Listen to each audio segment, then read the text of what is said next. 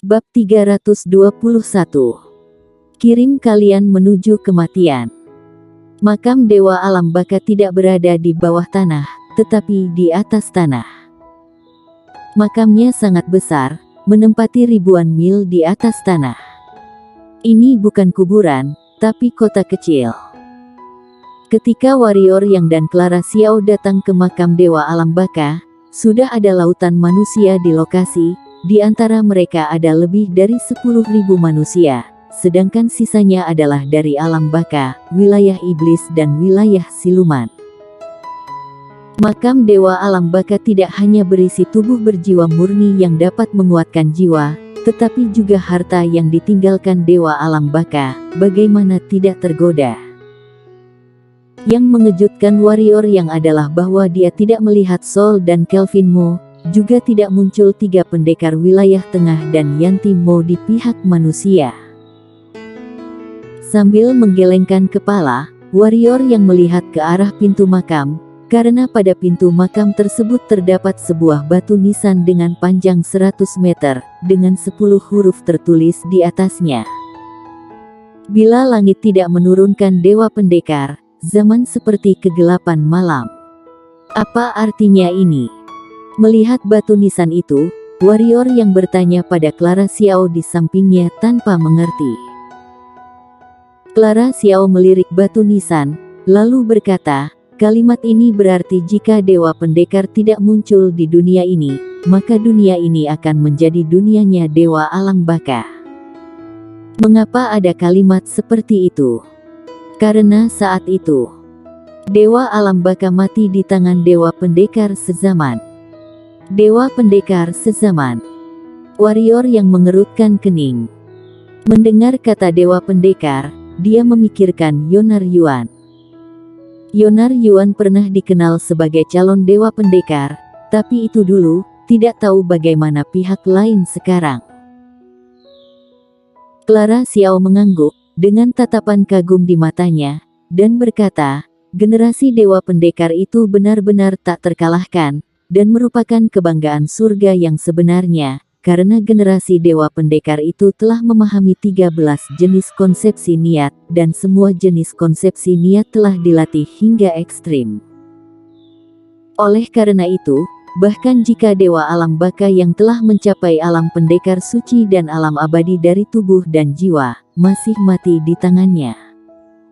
13 jenis konsepsi niat.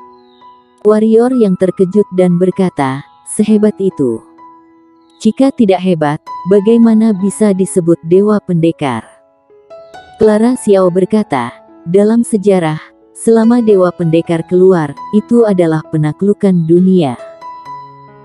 Nah, ada satu pengecualian, yaitu generasi dari leluhur pendiri sekte pedang wilayah selatan, dewa pendekar di generasi beliau dikalahkan olehnya. Selain yang itu, selama dewa pendekar keluar, hampir selalu menjadi dunia dewa pendekar. Leluhur pendiri sekte pedang.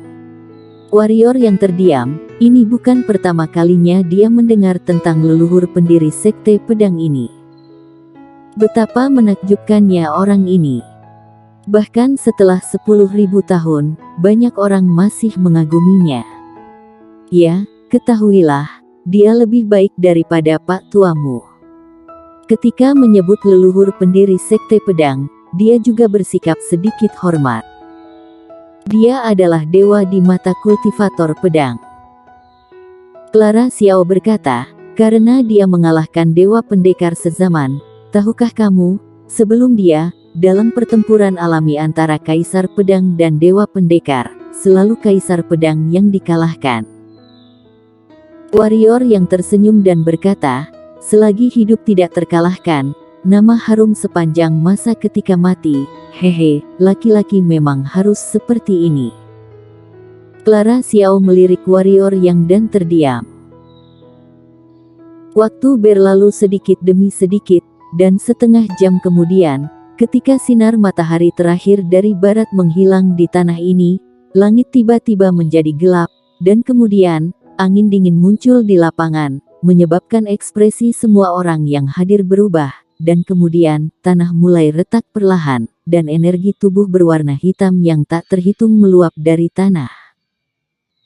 Hati-hati, ini energi kematian, itu bisa merusak vitalitas, jangan sampai menyentuh tubuh. Di lapangan, entah siapa yang berteriak, dan tiba-tiba, kecuali kelompok alam baka, semua orang dengan cepat menghindar, tidak berani membiarkan energi tubuh berwarna hitam ini menyentuh tubuh. Namun, karena terlalu banyak energi tubuh berwarna hitam, masih banyak orang yang diserang oleh energi tubuh berwarna hitam ini. Tiba-tiba, setiap pendekar hitam yang diserang energi tubuh berwarna hitam ini langsung berubah menjadi mayat. Ah, energi hitam tidak berguna untuk benda ini, tolong, tolong. Aku tidak akan masuk, aku tidak akan masuk, tolong. Ada teriakan di lapangan.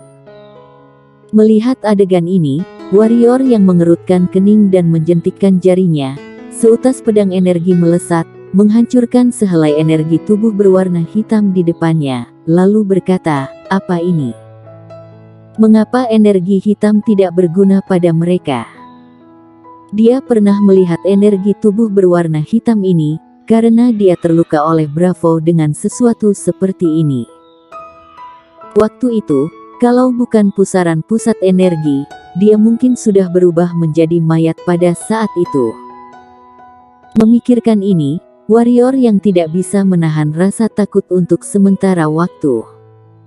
Energi kematian. Clara Xiao juga menatap matanya dengan serius, dan berkata, ini adalah semacam energi kematian yang secara alami dibentuk oleh roh tubuh setelah kematian seseorang, jiwa menghilang, dan energi kematian semacam ini dapat menghancurkan vitalitas tubuh manusia. Jangan tersentuh, jika tidak, itu akan sangat merepotkan. Warrior yang mengangguk. Tiba-tiba, dia mengangkat kepalanya dan melihat ke kejauhan, hanya melihat orang-orang di alam baka di kejauhan menyerap energi kematian yang menakutkan ini di mana-mana. Kenapa mereka bisa? Kata warrior yang heran. Karena mereka tidak memiliki vitalitas sama sekali di tubuhnya. Clara Xiao berkata dengan sungguh-sungguh, energi kematian ini sangat berbahaya bagi kita, tetapi bagi mereka, seperti halnya tubuh jiwa, itu adalah suplemen yang bagus. Ingatlah bahwa klan alam baka ini tidak lebih baik dari ras monster dan klan iblis itu. Mereka terlalu aneh. Kamu harus berhati-hati ketika bertarung melawan mereka di masa depan. Warrior yang mengangguk, metode serangan alam baka ini memang terlalu aneh, tidak mungkin untuk blokir, jadi harus berhati-hati, jangan gegabah. Lambat laun, orang-orang alam baka ini tidak hanya menyerap energi tubuh berwarna hitam itu, tetapi juga mulai menyerang pendekar hitam manusia. Karena manusia ini khawatir tentang energi kematian, sehingga mustahil menyerang sesuka hati seperti klan alam baka, sehingga dalam waktu kurang dari 1/4 jam, ratusan pendekar hitam manusia tewas di tangan ras alam baka ini. Tidak hanya itu, saat ini semua orang di klan iblis juga mulai menyerang pendekar hitam manusia. Dengan gabungan klan iblis dan klan siluman, semakin banyak pendekar hitam manusia yang mati. Pembantaian dimulai. Melihat adegan ini, Clara Xiao mengerutkan kening dan mengencangkan pisau di tangannya, seolah-olah dia tidak tahan lagi. Sementara warrior yang di samping masih tenang, seolah-olah dia tidak melihat pemandangan di depannya. Tahukah kamu? Warrior yang tiba-tiba berkata, aku dulu berada di bawah tembok kota kuno, dan mengundang mereka untuk bergabung denganku dalam memusnahkan klan iblis, klan siluman, dan orang-orang dari alam baka. Pada saat itu, jika mereka tidak begitu egois, kita bisa membunuh semua. Tapi sayangnya, tidak satu pun dari mereka yang turun. Sekarang, mereka sendiri terbunuh, siapa yang harus disalahkan? Clara Xiao menghela nafas dengan suara rendah dan melepaskan gagang pisaunya. Dia mungkin bisa menyelamatkan orang-orang ini sekali, tetapi bisakah dia menyelamatkannya untuk kedua kalinya?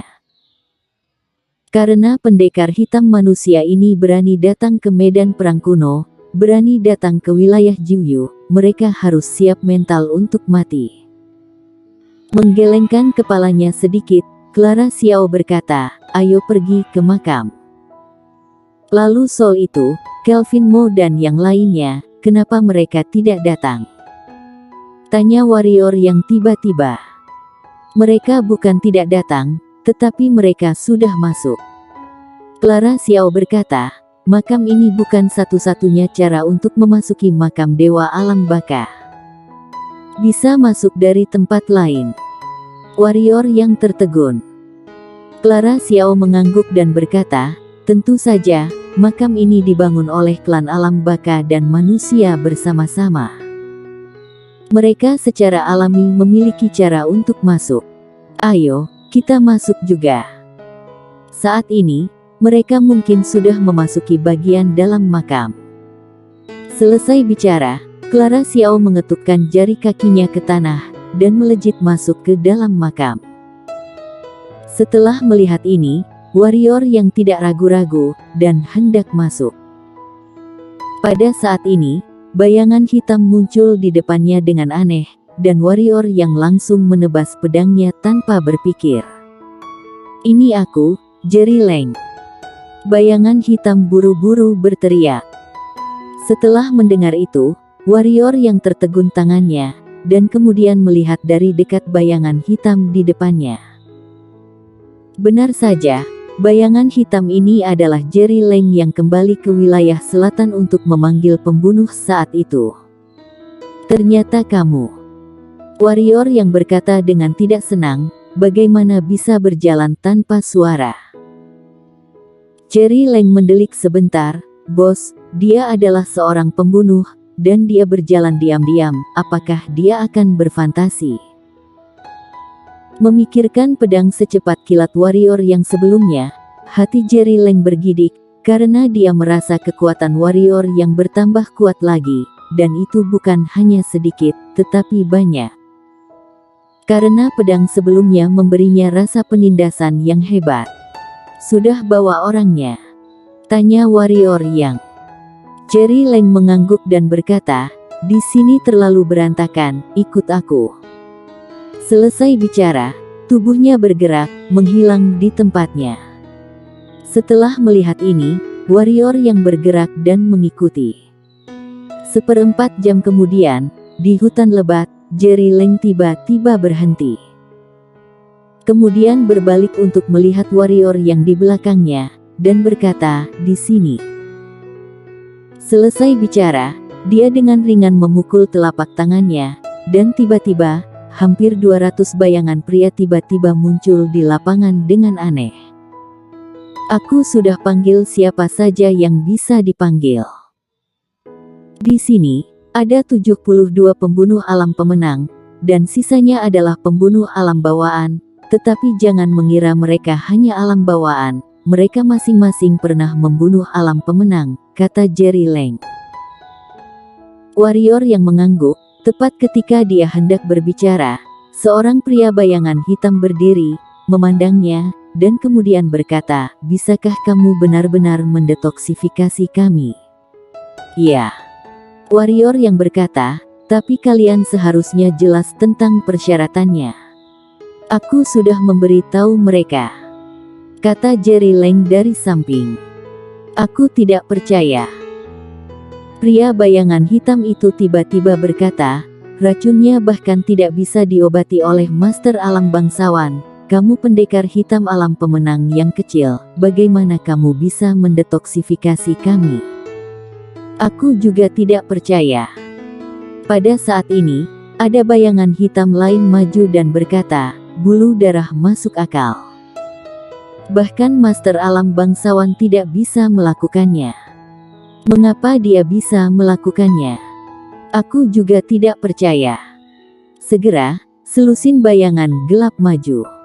Bulu darah, apakah kamu curiga aku berbohong padamu? Pada saat ini, Jerry Leng di samping berkata dengan sungguh-sungguh, juga, jika kalian tidak percaya padaku, mengapa ikut denganku? Jerry Leng, kami datang bersamamu, awalnya mengira kamu mengenal seorang Master Super, aku hanya tidak menyangka bahwa pihak lain hanyalah pendekar hitam alam pemenang. Aku pikir mendetoksifikasi kami adalah palsu, menyuruh kami bekerja untuknya adalah hal yang nyata. Bulu darah berkata dengan sungguh-sungguh. Jerry Leng ingin mengatakan sesuatu, warrior yang melambaikan tangannya dan berkata, karena tidak percaya, maka pergi. Dia tidak murahan, apakah dia perlu memohon orang-orang ini agar mengizinkan dirinya untuk mendetoksifikasi mereka? Pergi. Bulu darah mendengus dingin, dan berkata, bagaimana bisa sesederhana itu? Kami datang ke sini selama ribuan mil, dan kamu mengusir kami dengan satu kata. Bagaimana bisa ada hal yang begitu sederhana? Warrior yang mengangguk, dan berkata, kalau begini, aku akan memberimu sesuatu. Apa? Kirim kalian untuk mati. Bersambung.